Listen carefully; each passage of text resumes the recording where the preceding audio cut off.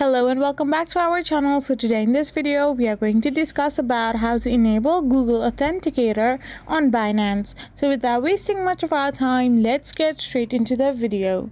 So if you haven't already downloaded and installed the Google Authenticator app from Play Store, simply download it. Now log in into your Binance app and navigate to your profile, then to the security option.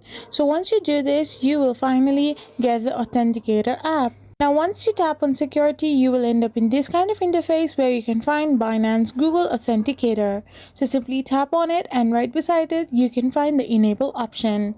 Simply tap on that particular option to enable it. Now once you have pressed on the enable button, Binance will display a QR code and a 16-digit setup key.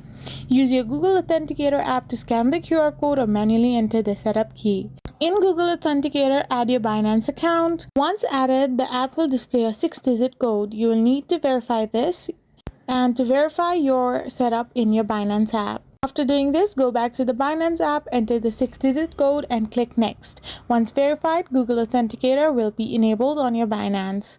I hope you found this video helpful, so don't forget to hit that subscribe button and do give us a thumbs up. We will be back again with more informative videos. Thank you for watching.